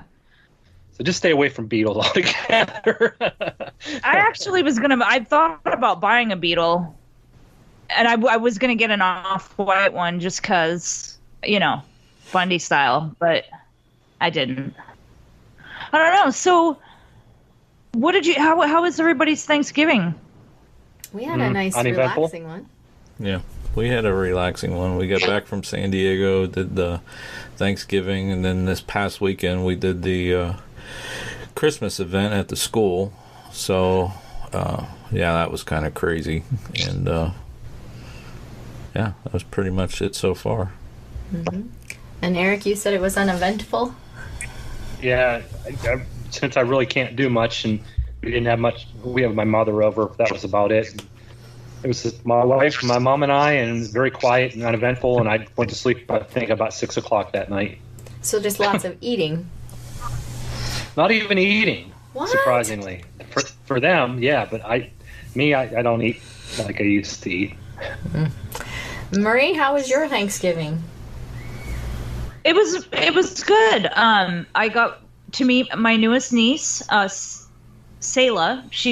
Was 3 weeks old at the time at Thanksgiving. So my relatives are on a little island called Oak Harbor, which is about two-hour drive away from where we live. So it was nice to meet the new baby and spend time with the family. But, uneventful. Turkey, everything was perfect. There was nothing to complain about. The turkey came out great. So, yeah. That was Thanksgiving. I didn't get to ask you guys, are you speaking at the PA Bigfoot Camping Adventure? Sean and Marianne? I don't remember. I don't think so. I think we're just guests. I don't remember what we're doing. I'm assuming Eric will tell us as we get closer. As of right now, they are guests. As of right now, we're a selfie station. Yeah, we're a selfie station. With Sean and Marianne. No, yeah, they're guests. They're going to hang out and talk to people about Panic D and our haunted travels and all the projects that they do. And if we have a speaker cancel, I may be going to them and say, hey, get up here and back me up on this. See, the thing is, with us being in education, we could stand up and just talk about whatever topic. Here's a topic, go. Not a problem. I will tell you this, though, Marie. That Saturday, if we got good internet service, we'll be going live from there at 5 p.m. our time with our show. Because we do that every Saturday, wherever we're at, if we can. We couldn't this past Saturday, but we'll go live from the event that day from wherever we're at. If I don't make it there in time with the dogs. Yeah, you can watch us live, and we'll go around and probably talk to people and that kind of thing. That would be cool. I'd much rather make it. We'd rather you have you there. I know. I haven't met all three of you in person. I've never laid hands on you guys, and it just blows my mind that we've been. Oh, that sounds kind of creepy. Maybe you should stay where you're at. I'm a big hugger. I'm guilty of it. I hug. I'm a big hugger, and so yeah, that would be the first thing as soon as I was in reachable distance. You all would all be getting gigantic hugs for sure. Yeah, I'm just gonna have to figure out a way to make it happen, because we've I was just gonna say that we've been doing this stuff together off and on between different groups, right, for 4 or 5 years. 5 years now, 4 years, 4 or 5. And I haven't actually met any of you in person, Eric, Sean, Marianne, and it's just not acceptable at this point. So I need to make it happen. I can't keep using the excuse that I'm, on the other side of the country. How far apart are we, Eric? What? How far? 2 hours? 3 hours? Eric Altman? Eric, did we lose you? Oh, Bigfoot was listening, and he cut off his internet. Yeah, he was standing out my back door looking in. Oh. He was playing with my cables. That's what she said. Yeah. Talking about. Yeah, I think it's about 2.5. 2.5 hours. Yeah, something like that. For me, it's 45 minutes, but yeah. Well, yeah. From me to Youngstown, or me to where you guys are, it's about an hour and 45-minute drive. So maybe 2.5, 3 hours. Yeah. I don't know. Where he's going, what? Yeah. If you haven't caught on, Eric has a lead foot. Catch on to that. Either that or he's totally doing that whole interdimensional jumping thing, it gets him there faster than everybody else. But yeah, but we've met Eric in person twice. Oh, he came to Murder Mystery Dinner. And we were at Hillview together. Hillview, we did together? The Bronner's thing, or his Bigfoot thing. Oh yeah, that's Benner's, right. and how did I forget that your, thing? The Benner's Meadow. Yeah. Yeah, I was at two of your conferences. Oh yeah, he came to our paranormal conference. That's right. Oh my goodness, we've met countless times. Marie, you got to get over here. Right. Yes. You got to get caught up. I know. You can do that all in one weekend. That's right. We'll give you the credit. I can't pass that up, right? I have to do it. I'm telling you guys, I have to make this happen one way or another. One way or another. GoFundMe page. Bring Marie East. And then have a picture of your little dogs and like pulling a sled. And yeah, save the dogs. Please donate money. You can see Marie in the back with a whip, cracking that whip of those little dogs. Help put my dogs and me on an RTA. Yeah. Goodness. They're little guys with little legs. It would be a long haul. It would be a long haul. But we were talking about Thanksgiving, and that reminded me, Marianne. I do believe that you recently made meatloaf, and you used Lizzie Borden's recipe. Is that correct? I did. How did that turn out? It was actually pretty good, surprisingly. Boiled meatloaf. I was like, she made that, and I'm like, yeah, there ain't no way. But it wasn't too bad. Yeah, it turned out pretty good. I would eat it again. I would eat it again.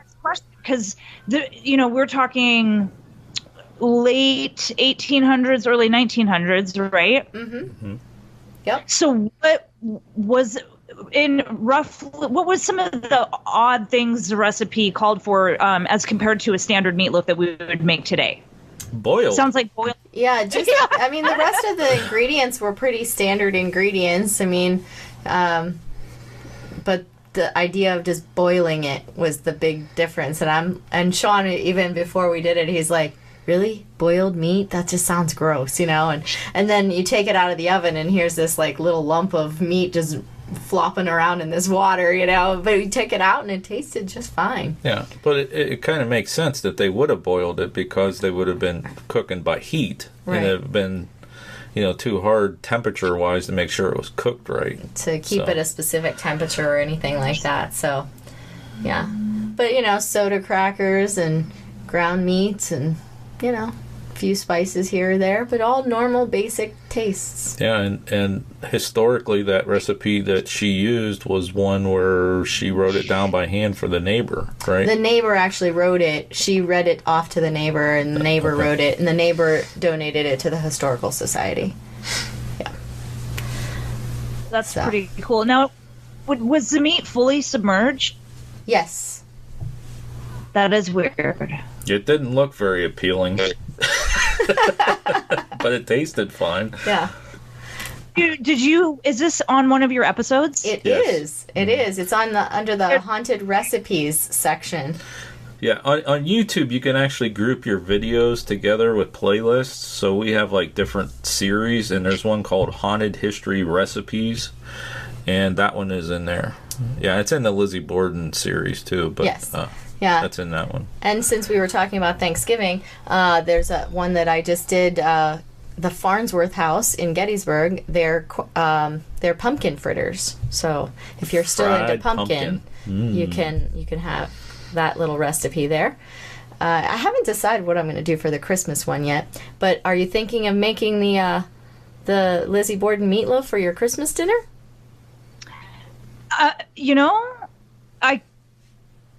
I'm coming on the fence. The answer is no. I'm not thinking of doing that, Marianne. Well, Sean said I'm Sean said it tasted good, but he also said the boiling meat sounds weird, and that definitely sounds. That's why I was like, was it fully submerged? And you're like, yes, and I'm like, okay, that's just so weird. Like, how did the hamburger not come apart when it was in the water? It just didn't. It was strange. But I want to tell you one thing that she did, and if you watch the video, you'll see, because that night was actually our dinner. So, right, it was. So she took the recipe and like cut it in half, and then cooked half of it like we normally cook meatloaf, and then cooked the other half the way they would have, just in case. Yeah. So it's just the two of us, so that there would have been plenty enough. But yeah, we had them both, and actually the boiled one was a little bit more moist.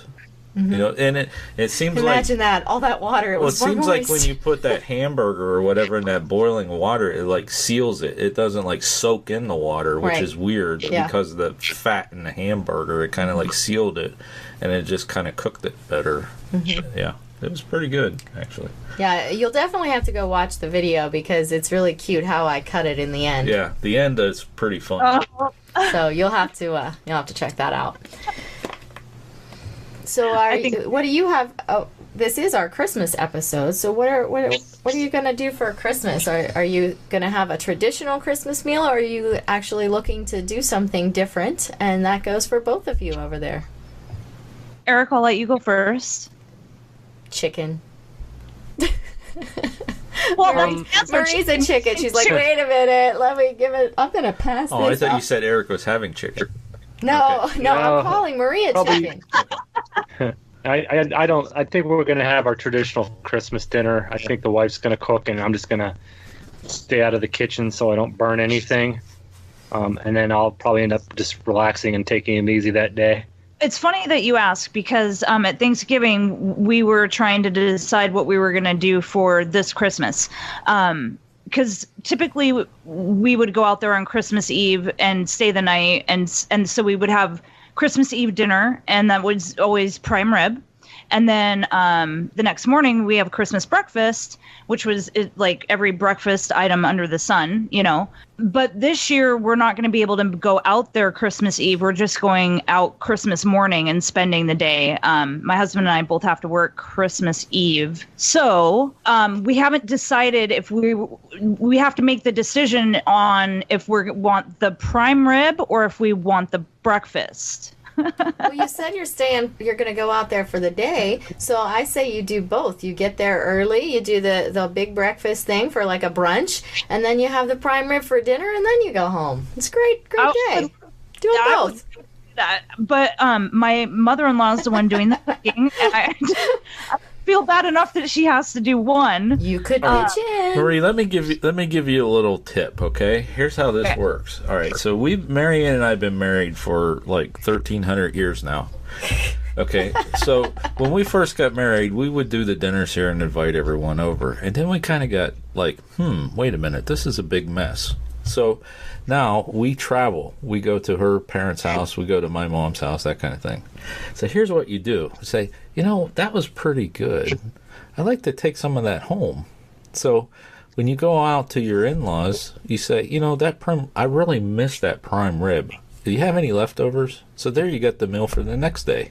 So you can get the best of the whole thing there. So you're saying they would still do both, and Maria would just come back and get bags. The leftover the next day. Oh my gosh, Sean! Doggy bags are a great thing.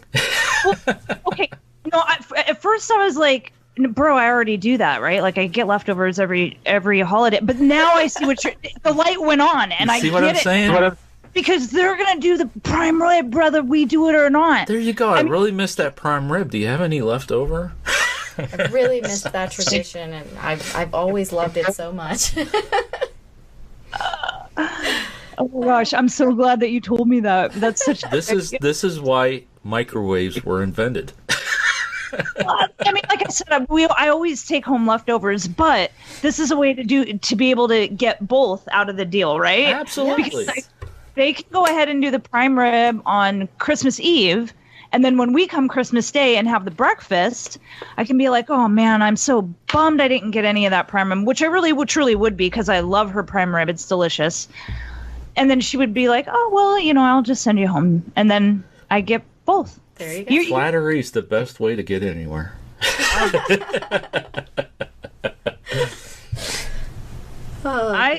That is some thinking, let me tell you. Now I know I can answer the question accurately. Then we're having breakfast for. Then the day after Christmas, I'm having prime rib. That's it. For that night when we get home, I'll have the leftover prime rib from Thanksgiving or from Christmas Eve. That's too funny. But brilliant. Absolutely brilliant. Let's go down memory lane, Eric. What's something that you miss from Beyond the Edge? Hanging out with you guys. Aww. The green room discussions were the best part. We're clear, and then we're like, rah, rah, rah, rah, rah. That was always fun. Yeah, the green room was always awesome. Yes. So, the off-air conversations. Yeah. Good times. And when everything actually worked. Which wasn't very often. I know. But those were good times. I'm saying, when we made an entire show with no internet crashing, no Skype crashing, that was always a good time. Well, I had invested, literally. I have four mixing boards, stereo mixing boards, and I thought maybe the mixing board went bad, so I bought a new one, and that didn't work, so I bought a different one, and then I bought another one, and I'm like, come on, something has to work here. And every time we get on the air, we'd be doing a great interview, and about 3/4 of the way through the interview, the internet would drop off.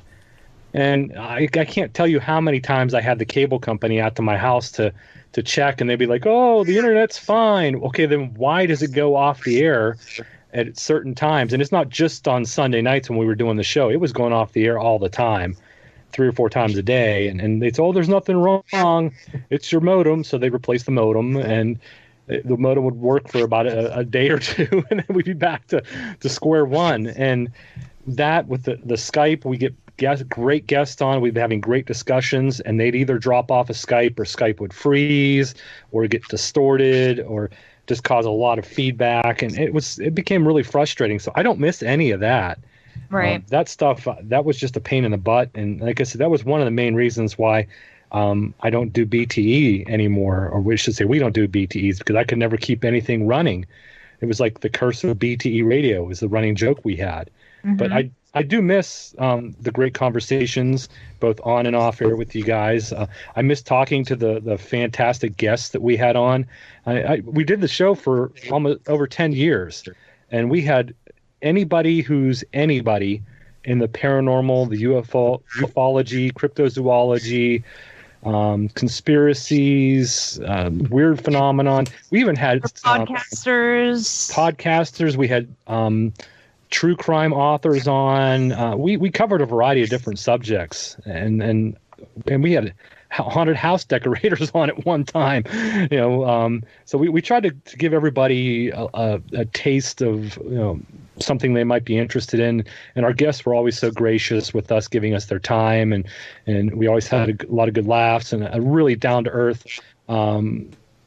It was not a forced conversation. It was very laid back, like we're having tonight, just like friends sitting around a coffee table, drinking coffee and just shooting the breeze. That was my premise of what BT Radio was, is to bring topics that were always beyond the edge of normal thinking and reality and normalcy, but yet leaving it laid back and comfortable enough that we were just sitting around like friends having a normal conversation. And we have to say thank you to, I have to say thank you, and I'm sure you guys would agree, to all the fans and the people that tuned in each and every week to download the show, the people that still want BTE Radio to come back. And I'm not saying it never will. Maybe one day it will if I start to get feeling better and I can keep the internet working. But that remains to be seen. But this was a great reunion show. I had a blast doing it today. I'm really glad that you agreed to do it. I was having withdrawals. I needed to talk to my Eric. I was like, God damn it. It's just been too long. And Marianne and I, we had Deborah Hatzwell on a few episodes ago, and you had recently been on the show that she previously co-hosted with Ron Murphy. Yep. Yeah, it was a great show on discussion. And they were both talking about how they couldn't be where they are today if they didn't know you. So then Marianne and I were interviewing Deborah, I pointed out, I said, I noticed that you said that in your interview with Eric, that both you and Ron wouldn't be where you are today if you hadn't known Eric. And Marianne and I are in the same situation. We would not be doing ParaDivas if we didn't know Eric, because without Beyond the Edge, we wouldn't have met. Yep, we would never would have met. We wouldn't have had the opportunity to do ParaDivas. And so, you are a unique and wonderful human being that does so much for so many people just by existing, Eric. And I just want you to know how important you are to me, and I miss you a lot. And I'm serious. I mean this from the bottom of my heart. And we even made a joke about it, that there should be, there's the Oracle of Kevin Bacon. And there should be an Erical, right? Because it seems like everybody in the field has, had some sort of success simply from, knowing you. And I don't know how to put it into words. How wonderful of a person you are, and how lucky we are to have you in our lives. Is Erical like Urkel? Yes, it is. 100%. That's from Family Matters. Is that like a? Did I do that? Yeah, pun on Urkel. Yeah, because everybody loved Urkel too. No, did I do that? Yes, you did. So thank you, Marie. Is this the part of the? Is this the part yeah, of it's getting sappy. the end of the reunion show where everybody gets to get all sappy and cryy and huggy and go, oh my gosh, it might be another 2 years before, right? I'm trying to think how we got hooked up. Because it was so long ago. Yeah. Eric, we've known each other right? We've known each other for a while, Sean. I can't remember how we met, but I remember you invited me to come. You invited me to come up and speak at your first paranormal convention in the Ohio Valley, and I was honored to come up for that. That was so much fun, and we had a great time doing that. But I also wanted you guys to be part of the show because I loved the fact that you did such an excellent job with your database. And how you report on all these locations that people just may never get to, but they can with Panic D. They can go in and read about locations and get a history of it and some of the paranormal activity. And I wanted you guys to bring that to the show. I thought people would really like that, and they did. Well, they loved hearing. You had that concept for the Haunted Spotlight. You're like, okay, here's what I want. We want to cover a little bit of this, a little bit of that, tell the ghost stories, and then go over the paranormal claims. Yeah. But I don't remember how. I remember you having a conversation with you about that, and I'm like, yeah, we could do that. We could put that together. That would be kind of cool to do that. And then, like I said, with our Haunted Travels, we just take that same premise, and actually when we do our location videos, it's the exact same format, but we just add, more of our experiences when we were there and why we believe the place is haunted. Everything else is like that same format of the Haunted Spotlight. Mm-hmm. We just expanded a little bit, so... Yeah, and people love that. They loved hearing the history from Marianne and your take on it with the paranormal attributes and experiences and claims, and it fit really well with our show because, like what Marie and I were doing and my former co-hosts were doing, it's just casual conversation, and that's what you guys brought. You weren't stuffy or over professional. You guys had fun with it, and we had great chemistry that clicked and worked well, and I think it still does. Well, I'll tell you one thing that we did to change things. And you guys would remember this. I don't think I ever mentioned it to you guys. I mentioned it on our channel a couple of times, but you know how I always turn it over to Marianne for the history and the stories, okay? And I let her do that. Well, I have this condition from the job that I do, basically in real life, where like over the years I've developed speed reading, okay? So when I read and research and things like that, I do it really fast. So it's hard for me to slow down to narrate. So that's why I turn it over to Marianne, because I try to narrate and I'm stumbling words or I'm going too slow or something like that while I'm reading, or I miss, so our part on the Our Haunted Travels that does the ghost stories and folklore, I actually use an accent. Yeah. And we say it's Boris, our skeleton. Yeah, our skeleton mascot. He's doing that. But by using that accent, if I make a mistake in a pronunciation or something, it just sounds like, oh, okay, it's Boris's accent. But that's why we do that. So it's the only thing that's a little bit different is Boris does the ghost stories and folklore on Our Haunted Travels. Mm-hmm. Yep, and as far as Marie goes with BTE, I first met Marie doing as a guest on one of her shows. That was, many, many years ago. She had me on for her Halloween special, I believe it was, Marie, and it was a great interview. And I said, man, this woman's got a lot of potential. She's got a lot of talent and potential to really do well. And we kept in touch. And when my co-hosts had left BTE to start their own show and I was looking for a new co-host, I asked Marie to come on and to help sit in the chair for a while. And then we had a contest to pick the next co-host of BTE Radio. And overwhelmingly, and I mean overwhelmingly, like 3,000 votes, overwhelmingly, Marie won hands down.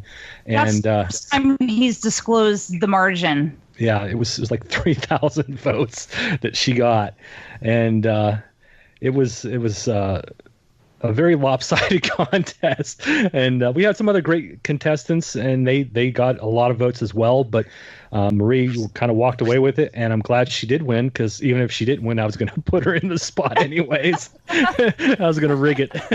And then you wouldn't be disclosing the votes.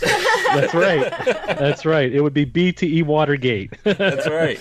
But no, she came on board about 4 years ago, and we just clicked. We had a great chemistry between us. We laughed at stupid jokes and had a lot of really stupid jokes. Yes. Interviewed some phenomenal guests, and Marie and I are very close friends. And the only thing separating us is a country. Yeah, that's a couple thousand miles. Yeah, she's in Seattle. I'm here in Pennsylvania, but yeah, I was very honored to have Marie as a co-host of the show. And if and when it does start up again, much like Mountain Monsters, Marie will be right there back by my side, and we'll have the Haunted Spotlight, or our Haunted Travels BTE style, and we'll start broadcasting again. So just have to keep you updated as to when that's going to happen. Yes, but this is true. If BTE does return, all three of us are on board. This is correct, right, Sean and Marianne? Oh, absolutely. Absolutely. Yeah, so it will be the cast that it was left off with coming back, if and when. So yeah, we could all just send some positive thoughts of healing towards Eric, to his body and to his internet. It needs a lot of prayers, folks. My internet really needs a lot of prayers. Might get it back sooner, than later. But we are running up against the clock, so unfortunately our reunion has come to an end. Tears dropping. I know. But I want to thank everybody for tuning in. This was a really important show for Marianne and I to do, because again, without Beyond the Edge, there would be no ParaDivas, and we have a lot of love and gratitude for Eric. So, and Sean, I can't forget Sean. Well, I feel great because I wasn't kicked out of the studio to go sit in a room while she records.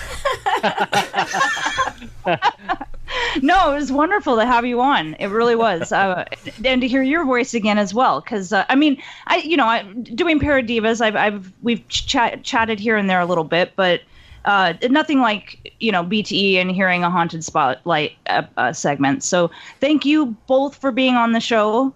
And hopefully we'll be rejoining BTE sometime in the not too distant future. Time will tell. Yes, and I hope you guys have a wonderful holiday season, Christmas, Hanukkah, New Year's, and until the next episode, stay scared.